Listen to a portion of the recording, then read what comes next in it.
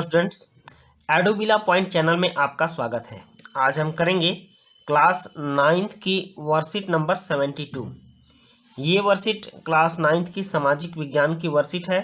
और इस वर्कशीट को शुरू करने से पहले मैं आपको बता दूं कि अगर आपने अभी तक हमारे चैनल को सब्सक्राइब नहीं किया है तो सबसे पहले चैनल को सब्सक्राइब कर लें, उसके बाद बेल आइकन का बटन दबा लें। और अगर वीडियो अच्छी लगती हो तो आप लाइक, सब्सक्राइब, कमेंट भी जरूर करें, अपने दोस्तों के बीच शेयर भी करें। तो चलिए देखते हैं आज की वीडियो। और आज की वर्कशीट में हम लोग देखेंगे भारत आकार और स्थिति, इसकी हम पुनरावृत्ति करेंगे। आज की वर्कशीट काफ़ी आसान है, यह 1 नंबर वाले प्रश्न हैं इसमें सारे, और सारी की सारी वर्कशीट बहुत आसानी से हो जाने वाली है। तो चलिए शुरू करते हैं। यहाँ है, निम्न प्रश्नों के उत्तर एक शब्द या एक वाक्य में लिखिए। तो हमको ज़्यादा से ज़्यादा प्रश्नों के उत्तर एक शब्द में ही लिखने हैं, ऐसे ही प्रश्न हैं और बहुत आसान है। सबसे पहला प्रश्न हम शुरू करते हैं। निम्न में से कौन सा देश अपनी स्थलीय सीमाएं भारत के साथ साझा नहीं करता है? तो अगर आप भारत के मैप को देखेंगे तो पाकिस्तान की स्थलीय सीमा भारत के साथ लगती है। बॉर्डर पर कितनी लड़ाइयाँ होती हैं तो आप देखते हैं। चीन की भी स्थलीय सीमा लगती है, अभी गलवान घाटी में चीन के साथ झड़प हो रही थी। और नेपाल तो बिल्कुल हमारे स्थल से सटा हुआ है। मतलब ये तीनों भारत में स्थलीय सीमा लगाते हैं, लेकिन तजाकिस्तान हमारे साथ स्थलीय सीमा नहीं बनाता है, इसलिए इसका उत्तर घ होगा, तजाकिस्तान। आप इसका उत्तर लिखेंगे, मैं इसका उत्तर अलग से लिखकर आपको नहीं बताऊंगा, एक एक शब्दों वाले हैं, आप इसको यहीं से समझ लीजिएगा। पहले प्रश्न का उत्तर घ होगा, तजाकिस्तान। उसके बाद है दूसरा प्रश्न। दूसरा प्रश्न है, कौन सा अक्षांश भारत को लगभग 2 बराबर भागों में बांटता है? आपने भारत का मैप देखा होगा तो एक इस तरह से अक्षांश रेखा आती है और ये 82.5 डिग्री पूर्वी देशांतर है। तो सॉरी, ये तो देशांतर रेखा होगी, ऊपर से आती है, ये भी 2 बराबर भागों में आती है, लेकिन ये देशांतर रेखा है। अगर भारत के मैप को आप देखें तो इसके ठीक बीचों बीच, अगर मान लीजिए ये भारत हो गया, ये भारत हो गया, तो यहाँ से एक ऐसे एक अक्षांश रेखा गुजरती है। आप जानते हैं कि जो रेखाएं ऐसे गुजरती हैं वो अक्षांश रेखाएं हैं, और जो ऐसे गुजरती हैं वो देशांतर रेखा है। तो हमारे ठीक बीचों बीच से कर्क रेखा गुजरती है।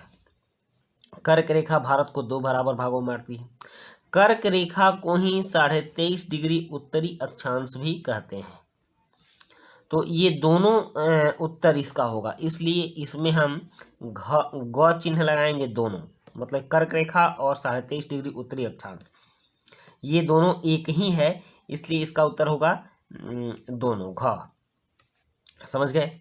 अब रेखांकित वाक्यांश को सही करके पुनः लिखिए। यहाँ जो रेखांकित है कि भारत दक्षिणी गोलार्ध में स्थित है, तो यहाँ जो दक्षिणी लिखा हुआ है, दक्षिणी की जगह पर उत्तरी होगा, क्योंकि भारत दक्षिणी नहीं उत्तरी गोलार्ध में स्थित है। अगर आप भारत की स्थिति पृथ्वी पर देखेंगे, ग्लोब पर, तो ये हो गया आपका विषुवत रेखा, और यहाँ उत्तरी गोलार्ध में 8 डिग्री 4 मिनट से 37 डिग्री 6 मिनट तक भारत का विस्तार है। तो यहाँ से यहाँ तक भारत का विस्तार है। तो भारत किस गोलार्ध में हुआ? ये उत्तरी गोलार्ध है और ये दक्षिणी गोलार्ध है, तो भारत उत्तरी गोलार्ध में हुआ, इसलिए तीसरा का उत्तर दक्षिणी के जगह पर उत्तरी होगा, आप इसको लिखेंगे। उसके बाद है प्रश्न 4, और प्रश्न 4 है, रेखांकित वाक्यांश को सही करके वाक्य को पुनः लिखिए। क्षेत्रफल के आधार पर भारत विश्व में 5वें स्थान पर है, तो ये भी गलत है, यहाँ 5वें नहीं होगा। क्षेत्रफल के आधार पर भारत विश्व में 7वें स्थान पर है। आपने अपने चैप्टर में पढ़ा भी है कि भारत विश्व में 7वें स्थान पर है, तो 5वें के जगह पर 7वें लिखिएगा। तो इस तरह से चौथे प्रश्न का उत्तर हुआ 7वें स्थान पर। अब हम करेंगे 5वां प्रश्न।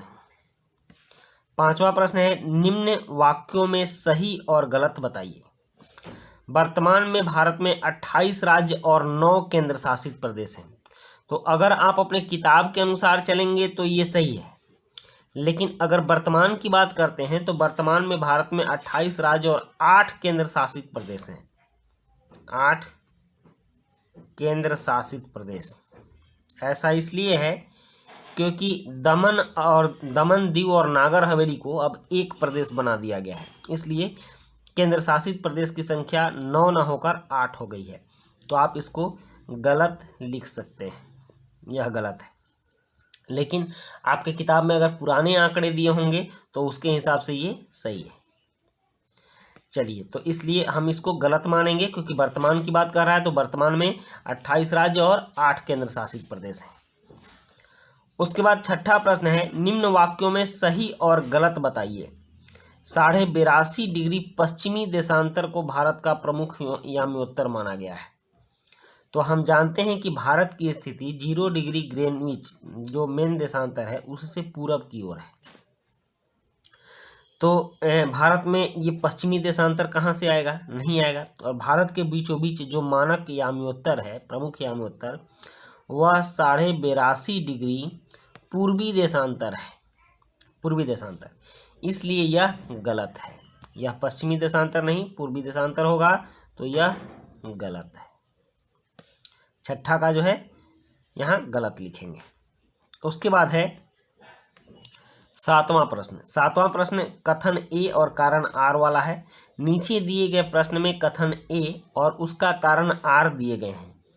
इन वाक्यों को पढ़कर सही विकल्प का चयन कीजिए। कथन है, भारत का देशांतरीय विस्तार लगभग 30 डिग्री है। तो ये सही है, क्योंकि 68 डिग्री 7 मिनट से इधर इसका 97 डिग्री 25 मिनट भारत का विस्तार है।